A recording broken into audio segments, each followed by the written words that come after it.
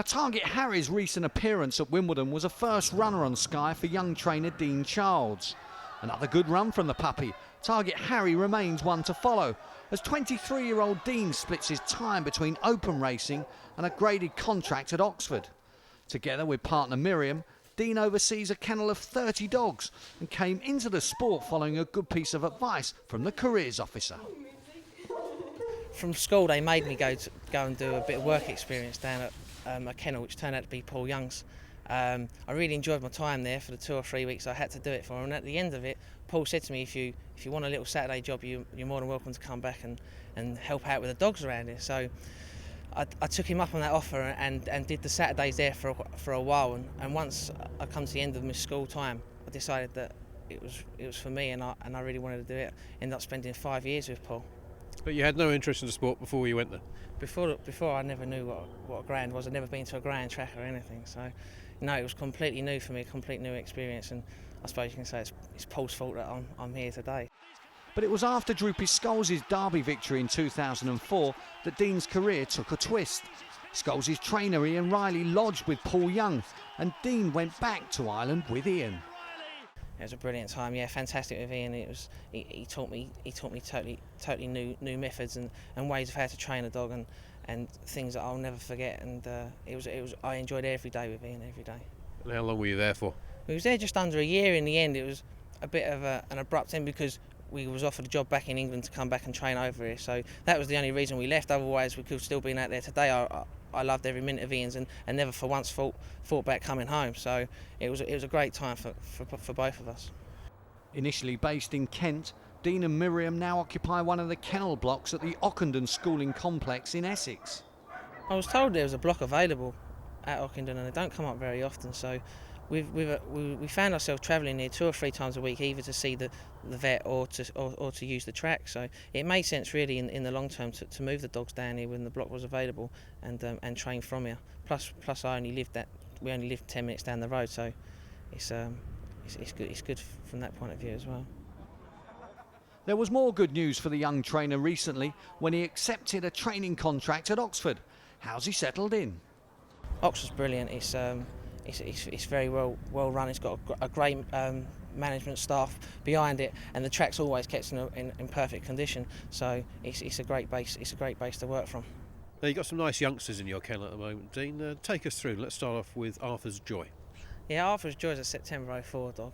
He's really fallen in love with Coventry.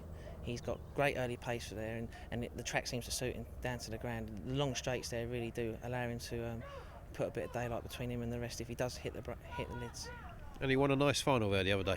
He did, yeah. He's won a couple round in there. He won a little race round there, non-winners of two opens, and he won heat and final of that. And then he went back there the other day and won a little 480 heat and final as well. Yeah, he's only been beaten once there, and that was in the semi-finals of the Winter Derby where he was very unlucky. Well, let's look ahead a couple of months for him. What do you expect from that dog? Hopefully we will go for the Derby with him. We will plot him out for that.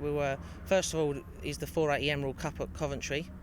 Starts in a week's time. We'll go for that, and then after that we'll probably look to give him a couple of trials at Wimbledon and then into the Derby.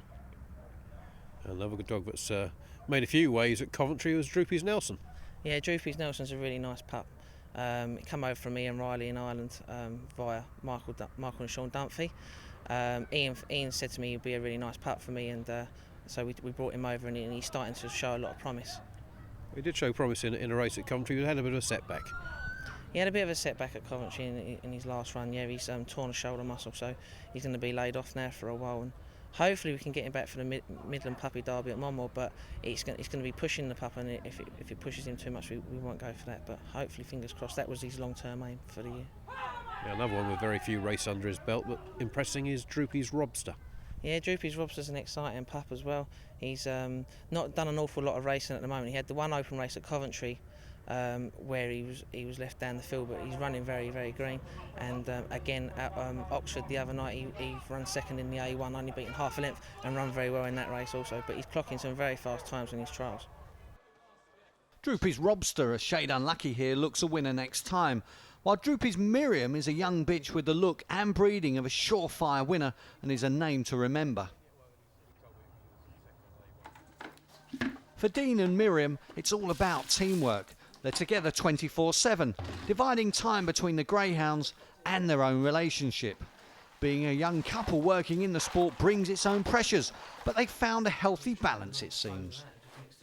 It's not really work when you're doing the dogs. We both love doing the dogs, so it's just like you're going out for the day, really. We do our dogs and we go home, but our life is dogs, so it's not really as if we're at work together, really. You have no sort of rest time, no social time?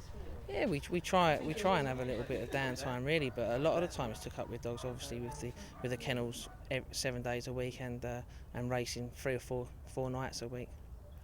So if we cast your mind back to that time at school when they said, right, you're going off to do some work experience with a dog trainer, would you have thought it would turn out this way?